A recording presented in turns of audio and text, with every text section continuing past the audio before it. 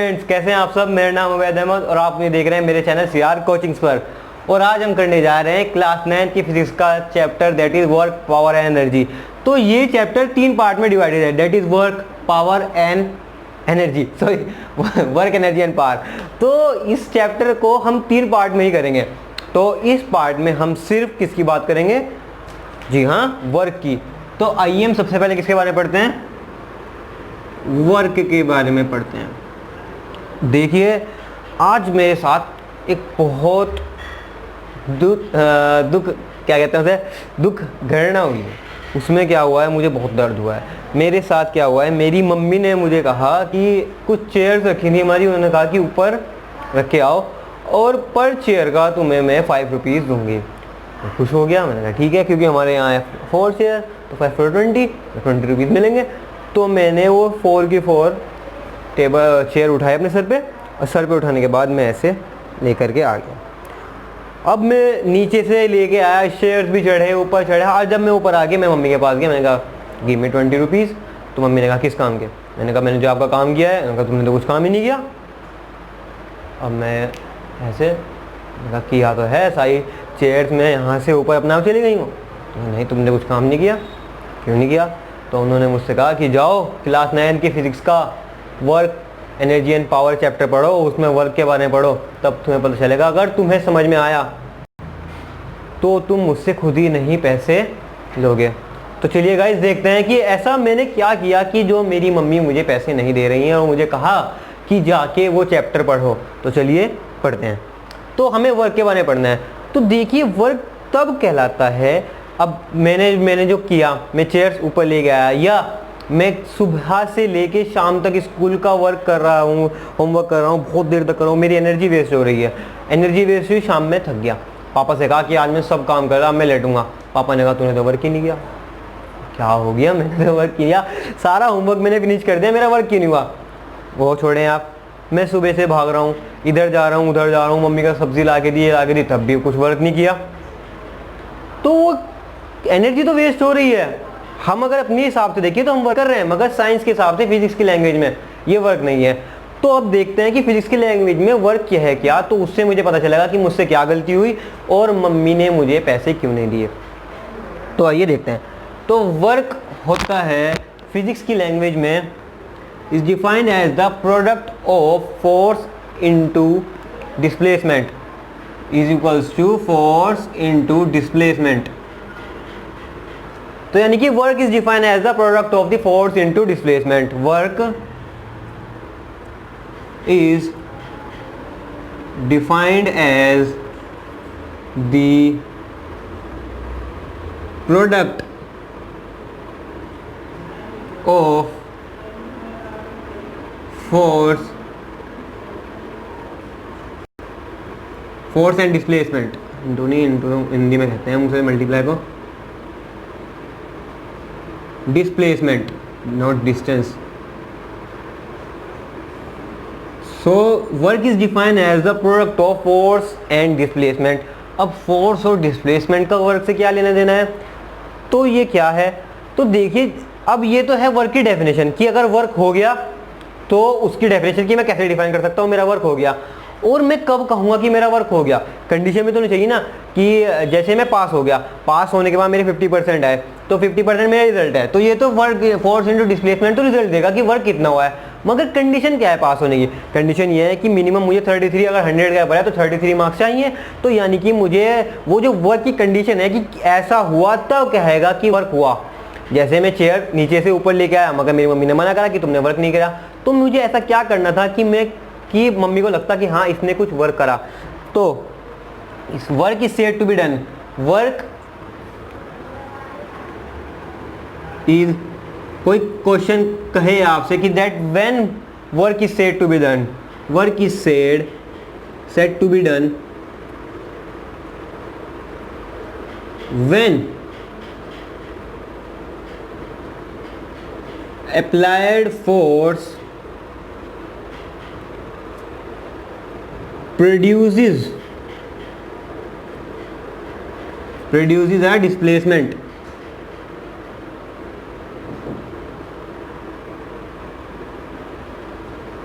In a body.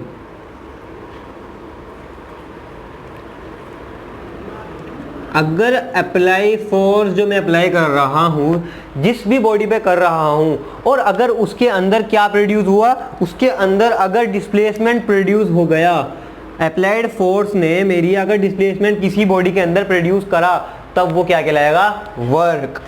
अब अगर मैं इस मार्कर के पैसे लेना चाहूँ जाके किससे, अपनी मम्मा से कहूँ कि मैं इस पे वर्क कर रहा हूँ, फिर मुझे पैसे दें, ये मार्कर रखा है फिलहाल स्टेशनरी, मतलब अपनी रेस्ट पोजीशन पे, मैंने इस पे फोर्स लगाई, फोर्स लगाने पे ये डिस्प्लेस हुआ, अब डिस्प्लेसमेंट प्रोड्यूस भी फोर्स लगनी है, तो इसमें वर्क हुआ, तब तो मैं पैसे ले सकता हूँ। तो मगर मैंने वहाँ पे चेयर के केस में फोर्स भी लगाई थी और चेयर डिस्प्लेस भी अपनी जगह से, तो मुझे वहाँ वर्क क्यों नहीं हुआ, इसकी भी कंडीशन है। तो पहले हम देखते हैं, पहले वर्क किसे कहते हैं। Work is defined as the product of force and displacement. और कब कहूँगा कि वर्क हुआ है, work is said to be done when applied force produces a displacement in a body, कि जब अप्लाइड फोर्स जो तुमने अप्लाई करी है वो किसी बॉडी के अंदर क्या प्रोड्यूस करे, डिस्प्लेसमेंट। अब वर्क की एसआई यूनिट, अगर एसआई यूनिट की मैं बात करूँ, एसआई यूनिट फोर्स की न्यूटन और डिस्प्लेसमेंट की मीटर, तो एक तो एसआई यूनिट होती है न्यूटन मीटर, और वर्क होता है वो एनर्जी होता है। एनर्जी हमारी हम जो एनर्जी लगाते हैं किसी काम को करने में, वही तो वर्क में कन्वर्ट हो जाती है, और उसकी होती है जूल। तो यानी कि वर्क की एक डेफिनेशन है जूल। अब वर्क के पास मैग्नीट्यूड तो है, मैग्नीट्यूड है मगर डायरेक्शन नहीं।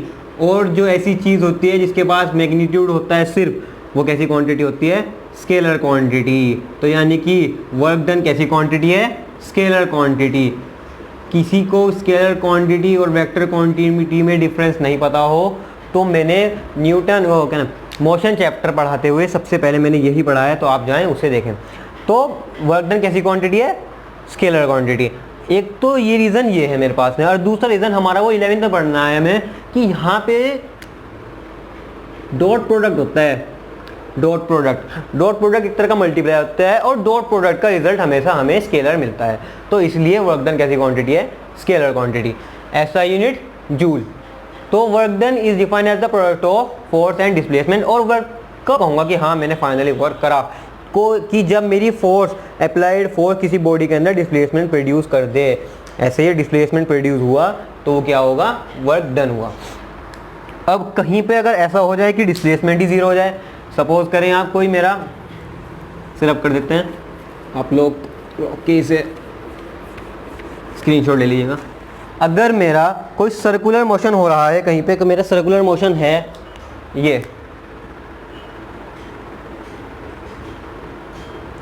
ये मैं खड़ा हूँ और मेरे हाथ में स्टोन जो मैं घुमा रहा हूँ, स्टोन सर्कुलर मोशन में घूमता है ना हमारा, तो ये वो यहाँ पे स्टोन है। अब फोर्स तो मैं लगा रहा हूँ ना, तो फोर्स सेंटर की तरफ लगती है हमेशा। मैंने आपको पहले बताया था, इस फोर्स को सेंटर की तरफ लगने वाली फोर्स को मैं क्या कहता हूँ, सेंट्रीपिटल फोर्स। सेंट्रीपिटल फोर्स यानी कि फोर्स तो है, फोर्स मेरी इस डायरेक्शन में है, और मैंने उसको यहाँ से इसकी इनिशियल पोजीशन जब मैंने घुमाया स्टार्ट किया वो ए पॉइंट पे था, और वो घूमने के बाद ए पॉइंट पे आके रुका, ये ए पॉइंट पे आके रुका। तो यहाँ पे फाइनल पोजीशन इक्वल हुई किसके, इनिशियल पोजीशन के। जब फाइनल पोजीशन इनिशियल पोजीशन की जीरो हुई, इक्वल हुई, तो यहाँ पे तो डिस्प्लेसमेंट जीरो हो जाएगा, डिस्प्लेसमेंट मेरा जीरो। तो वर्क डन का फॉर्मूला मैंने क्या निकाला था, एफ एस। तो यहाँ पे जब एस जीरो है तो यानी कि फोर्स इंटू जीरो, तो जीरो। तो वर्क डन जब डिस्प्लेसमेंट जीरो होता है उस केस में वर्क डन क्या होता है मेरा, जीरो। अब कंडीशन होती है कि वर्क डन कितने तरीके का हो सकता है। देखिए वर्क जो होता है वो 3 टाइप का होता है हमारे सिलेबस में। वर्क जो होता है वो 3 तरीके का होता है। Work can be negative, negative होता है, पॉजिटिव होता है,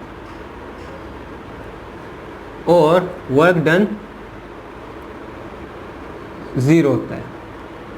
अब इसकी कंडीशंस हम देखेंगे कि work when will be the work is said to be positive, when work is negative and work is zero. तो ये देखिए, मैंने अब तक जो आपको बताया कि मेरी अगर ये बॉक्स है और इसके ऊपर मैं अगर फोर्स लगा रहा हूँ ये F, और डिस्प्लेसमेंट प्रोड्यूस हो गया इसके अंदर S, तो वहाँ से वर्क डन निकल जाएगा Fs। तो ये तो जब मैं इस मार्कर पे फोर्स लगा रहा था तो वो बिल्कुल स्ट्रेट में लगा रहा था, उसी डायरेक्शन में फोर्स आ रही थी, उसी डायरेक्शन में फोर्स लगी, उसी डायरेक्शन में डिस्प्लेसमेंट प्रोड्यूस हुआ। और अगर सपोज करें मैं किसी एंगल से फोर्स लगाऊं, इस एंगल से अगर मैं फोर्स लगा रहा हूँ, ये अब ऐसे नहीं मैं एंगल से फोर्स लगा रहा हूँ, यहाँ से हॉरिजॉन्टल केस है तो कुछ एंगल में फोर्स लगा रहा हूँ। अब फोर्स लगाने के बाद जो डिस्प्लेसमेंट प्रोड्यूस हुआ तो वो ये फोर्स सबके ऐसे नहीं, ये फोर्स किसी एंगल पे लगी, ये फोर्स सबके किसी एंगल से लगी। तो अगर मैं हॉरिजॉन्टल से कुछ ये थीटा एंगल लगा, हॉरिजॉन्टल से थीटा एंगल लगा, तो इस केस में वर्क डन होगा Fs cos theta. Cos theta एक ट्रिग्नोमेट्रिक रेशियो है, आप उसको बस ध्यान रखिए। तो वर्क डन क्या होगा Fs कोस थीटा। अब कोस थीटा की कई वैल्यू होती हैं। कोस मैं यहाँ पे लिख देता हूँ, कोस थीटा की वैल्यू 0 यानी कि +-1 और +1 के बीच में होती है। तो अगर थीटा मेरा 90 है तो उसकी वैल्यू 0 होती है। थीटा अगर मेरा 180 डिग्री है तो वैल्यू -1 होती है, और थीटा अगर मेरा 0 डिग्री है तो वैल्यू +1 होती है। तो ये 3 वैल्यू आपको याद रखनी है, ठीक है। तो ये बात पता चली कि वर्क डन फोर्स का Fs cos थीटा हो जाएगा अगर फोर्स किसी एंगल से लग रही है। तो चलिए अब देखते हैं इसमें वर्क डन नेगेटिव कब होगा। अब वर्क डन नेगेटिव जब होगा जब फोर्स और डिस्प्लेसमेंट प्रोड्यूस के बीच का एंगल 180 डिग्री हो। अब कैसे, ये कौन सा केस है कि फोर्स मैं लगा रहा हूँ और डिस्प्लेसमेंट किसी और डायरेक्शन में हो रहा है, यानी कि उनके बीच में एंगल 180 डिग्री, ऐसा कब होगा? सोचें आप कब होगा। कोई अगर ये कार है, ये कार है, ठीक है, ये जा रही है इधर की साइड, डिस्प्लेसमेंट इधर की तरफ हो रहा है, ठीक है। मैंने लगाई इस कार में सडन ब्रेक, इस कार में जब मैंने ब्रेक लगाया तो फोर्स इस डायरेक्शन में लगेगी, ठीक है। डिस्प्लेसमेंट इधर हो रहा है, फोर्स इस डायरेक्शन में लग रही है। तो वर्क डन बाय ब्रेक अगर मैं निकालना चाहता हूं तो फॉर्मूला क्या है मेरा बेसिक, Fs cos थीटा। और यहाँ पे अगर मैं देखता हूँ कि डिस्प्लेसमेंट इस डायरेक्शन में और फोर्स इस डायरेक्शन में, तो इनके बीच में एंगल कितना बन रहा है, 180 डिग्री। और मैंने बताया कि जब भी थीटा 180 डिग्री होगी तो कोस की वैल्यू -1 आ जाएगी। तो वर्क डन यहाँ पे होगा Fs cos 180 degree which will be equal to -1। तो ये हुआ माइनस का Fs। तो यानी कि वर्क डन कैसा होगा, नेगेटिव। तो इससे पता चला कि वर्क डन नेगेटिव कब होगा, जब थीटा 0 से बड़ा और जब थीटा 90 डिग्री से बड़ा और 180 से छोटा होगा। जब थीटा 90 और 180 के बीच में लाया करेगा तब वर्क डन कैसा होगा, नेगेटिव। अब वर्क डन पॉजिटिव कब होगा, ठीक है, उसके केस में बात करते हैं। तो ये एक टॉय कार है, ये टॉय कार जो अक्सर हम बच्चे चलाते हैं। कोई स्ट्रिंग बंधी हुई है, इस पर तागा, उस पर फोर्स बच्चा लगा रहा है इस साइड और डिस्प्लेसमेंट भी मेरा इस साइड हो रहा है। तो यानी कि फोर्स भी इस तरफ और डिस्प्लेसमेंट भी इस तरफ, तो इनके बीच का एंगल कितना हुआ, 0 डिग्री। अरे ये मैं मार्कर है, मैं फोर्स भी इसी साइड लगा रहा हूँ, डिस्प्लेसमेंट भी इसी साइड हो रहा है। तो एक ही लाइन में फोर्स है, एक ही लाइन में डिस्प्लेसमेंट हो रहा है, तो उनके बीच में एंगल कितना बना, 0 डिग्री। तो वर्क डन कैलकुलेट करते हैं यहाँ पे। तो वर्क डन यहाँ पे Fs कोस थीटा की जगह 0, और मैंने बताया कि जब भी थीटा 0 हो कोस की वैल्यू +1। तो वर्क डन यहाँ से आया Fs यानी कि पॉजिटिव। तो work done is said to be positive जब थीटा 0 के इक्वल हो और 90 से 0 है ये, और 90 से छोटा। तो work done is said to be positive. Example मैंने बताया कि जब कोई छोटा बच्चा एक टॉय कार को खींचता है, या मैं अगर किसी मेरा ब्लॉक रखा है कोई लकड़ी का, उसको मैं अगर प्रेस करता हूँ, मैं अपनी अलमीरा को पुश करता हूँ, तो उसमें डिस्प्लेसमेंट भी इस साइड हो रही है और मैं फोर्स भी इस साइड लगा रहा हूँ, उनके बीच में एंगल 0 बनता है। तो वहाँ वर्क डन कैसा होता है मेरा, पॉजिटिव।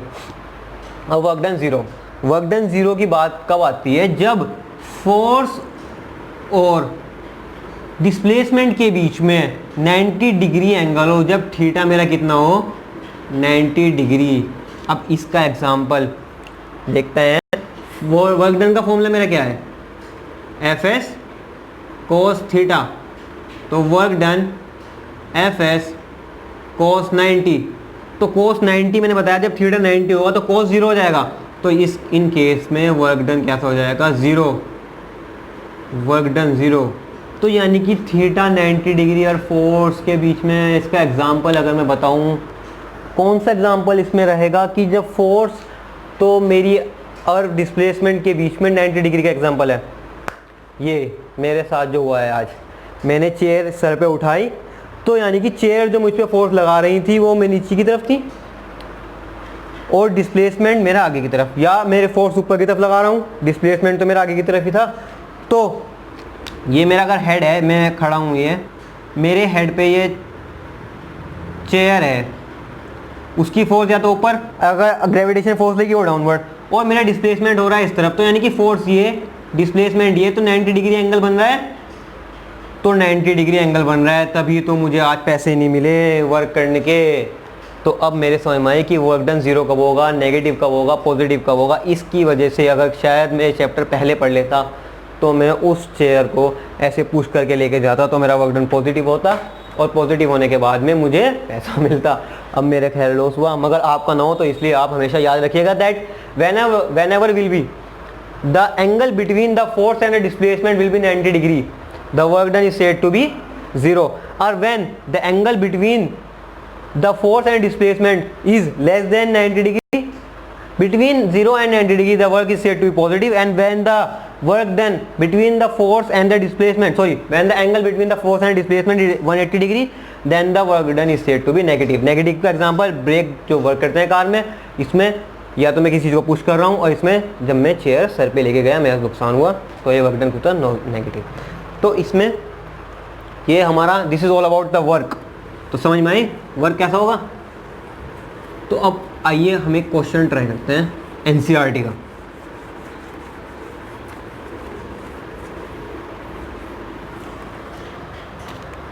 एनसीईआरटी में कह रहा है वो कि अर्थ हमारी रोटेट कर रही है,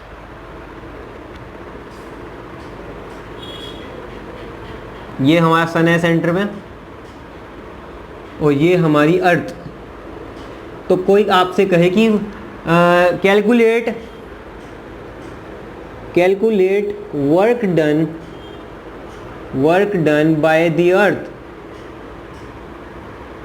calculate the work done by the earth, कि अर्थ के द्वारा काम करा गया होगा जो इस पूरे सर्कल में। पहला पार्ट ले लेते हैं फुल सर्कल, फुल पाथ में, और सेकंड में लेते हैं हाफ पाथ, यानी कि एक पूरे सर्कल कंप्लीट होने में और एक हाफ पाथ में अर्थ ने कितना वर्क किया होगा। तो चलिए स्टार्ट करते हैं सॉल्यूशन।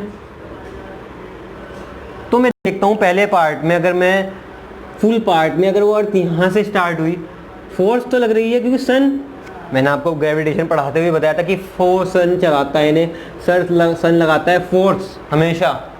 कौन सी? ग्रेविटेशनल फोर्स, ग्रेविटेशन पुल अर्थ को अट्रैक्ट करता है सन, उसकी वजह से वो अर्थ क्या करती है, घूमती है ऑर्बिट में। तो अर्थ घूमी, अर्थ पहले यहाँ आई, फिर यहाँ पे आई, और यहाँ पे आई, फिर यहाँ पे आई, और फिर अपने यहाँ पे इनिशियल पोजीशन पे दोबारा आ गई। तो यहाँ पे इसका मतलब फिर से वही फाइनल पोजीशन मेरी इक्वल आई इनिशियल पोजीशन के, फाइनल पोजीशन मेरी इक्वल आई इनिशियल पोजीशन के।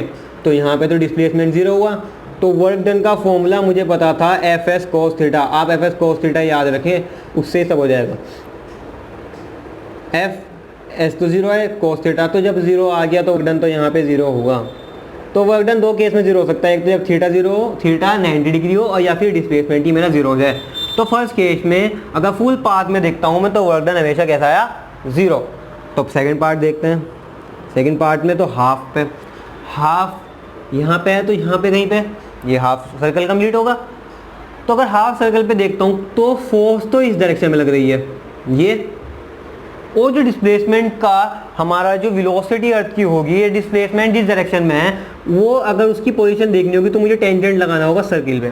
तो ये मेरी डिस्प्लेसमेंट की डायरेक्शन है, तो डिस्प्लेसमेंट मेरा इस डायरेक्शन में, फोर्स मेरी इस डायरेक्शन में। आप ये मत सोचना कि डिस्प्लेसमेंट तो ये होगा। डिस्प्लेसमेंट अगर हमें किसी कर्व पाथ पे लेना होता है तो उस पर टेंजेंट तो लगाते हैं, वो हमें डायरेक्शन देता है। तो यहाँ पे डायरेक्शन ये है, तो यहाँ पे भी फोर्स और डिस्प्लेसमेंट के बीच में 90 डिग्री का एंगल, तो वही work done F S cos 90।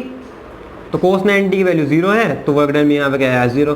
तो यानी कि किसी भी पॉइंट पे अगर मैं बात करूँ, यहाँ पे भी अगर मैं बात करूँ, तो फोर्स तो लग रही है सेंटर की तरफ, फोर्स सेंटर की तरफ है, और डिस्प्लेसमेंट इस तरफ है, तो यहाँ पे भी 90।